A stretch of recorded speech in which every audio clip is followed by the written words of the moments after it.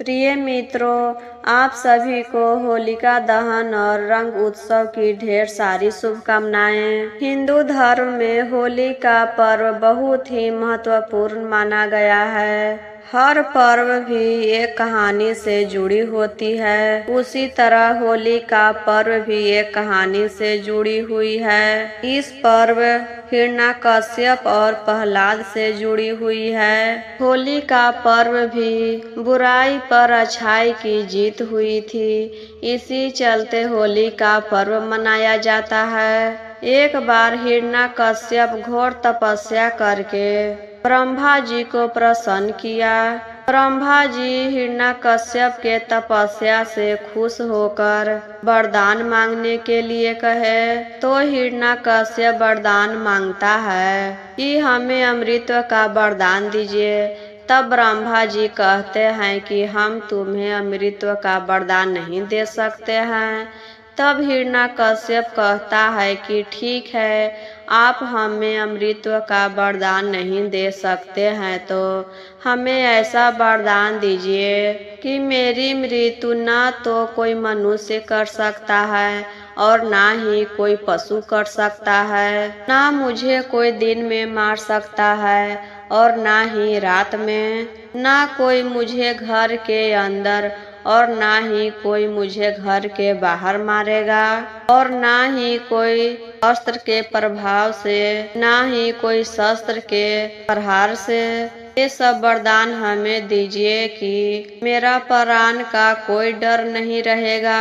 तब ब्रह्मा जी उसे तथास्तु कहते हुए वरदान दिए और वह वहां से अंतर्ध्यान हो गए। वरदान मिलते ही हिरण्याकश्यप के अंदर अहंकार भर गया और वह तीनों लोकों पर अत्याचार करने लगा। हिरण्याकश्यप अपने पुत्र प्रहलाद को शिक्षा प्राप्त करने के लिए आश्रम भेज दिया। प्रहलाद बचपन से ही श्री हरि का नाम जपता था और उन्हीं का गुण गाता था।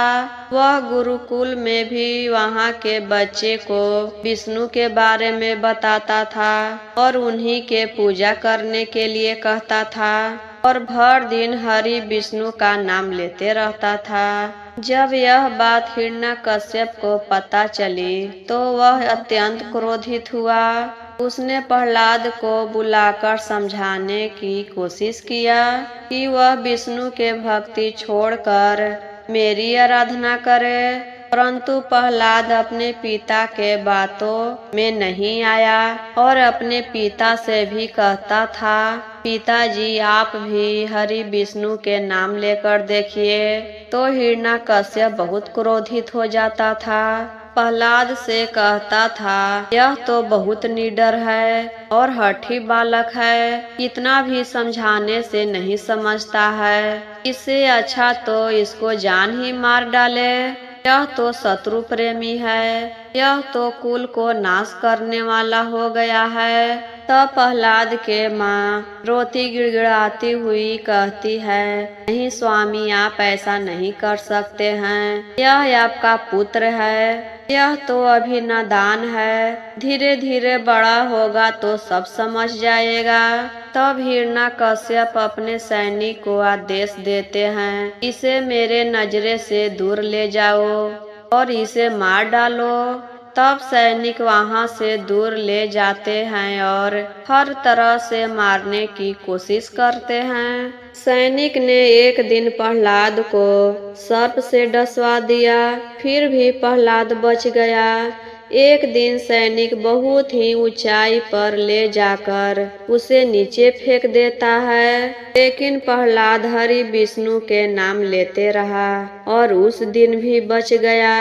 एक दिन प्रहलाद के भोजन में जहर मिला देता है और प्रहलाद विष्णु के नाम लेकर भोजन खा लेता है। उस दिन भी वह बच जाता है। यह सब देखकर सैनिक हैरान रह गए। एक दिन सैनिक सिंह के आगे प्रहलाद को छोड़ देता है, लेकिन सिंह प्रहलाद को कुछ नहीं करता है। उसके बाद प्रहलाद के हाथ पैर बांधकर समुद्र में फेंक देता है, कि पानी में डूबकर मर जाएगा, तो उस दिन भी प्रहलाद बच जाता है और अपने महल वापस चला आता है। यह सब देखकर हिरण्यकश्यप और क्रोधित हो गया।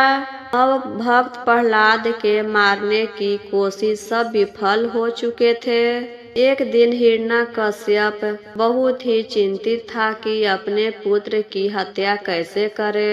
वह हर प्रकार के कोशिश करके थक गया था, फिर भी प्रहलाद बच जा रहा था।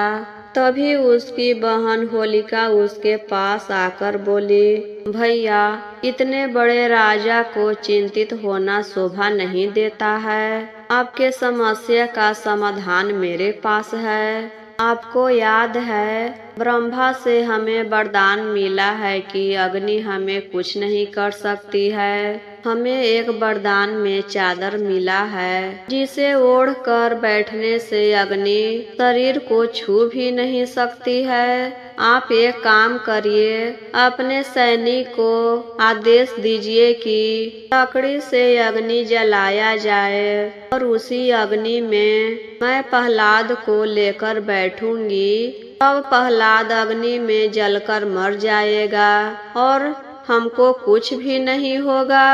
तब हिरण्यकश्यप कहता है, अति उत्तम बहन, तुम शीघ्र ही इस योजना पर अमल करो। मैं शीघ्र ही सैनिक को आदेश देता हूँ, प्रहलाद के लिए एक चिता जलाई जाए। तब हिरण्यकश्यप अपने सैनिक को कहता है कि एक चिता तैयार की जाए। सैनिक तुरंत ही घास फूस और लकड़ी इकट्ठा करके एक चिता तैयार करता है और होलिका चिता में बीचों बीच होलिका को एक चादर मिला था। वही चादर ओढ़कर प्रहलाद को गोद में लेकर बैठ गई। आग में बैठते ही प्रहलाद हमेशा के तरह नारायण नारायण जपने लगा।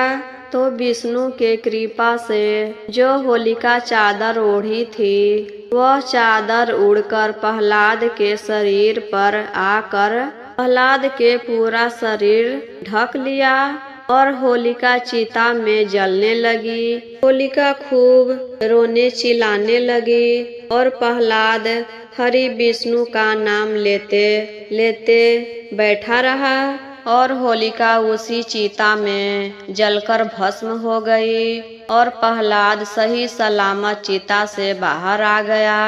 इसीलिए उसी दिन से होलिका दहन के नाम से जाना जाता है। उस दिन बुराई जल जाती है और अच्छाई की जीत होती है। इसीलिए फागुन पूर्णिमा के दिन होलिका दहन का पर्व मनाया जाता है। बुराई को जला दिया जाता है और सुबह रंगों का त्योहार मनाया जाता है, खुशियाँ मनाया जाता है। सभी लोग नए कपड़े पहनते हैं, रंग गुलाल लगाते हैं, आपस में गले मिलते हैं और पुआ पकवान खाते हैं और रंगों उत्सव का त्योहार मनाते हैं।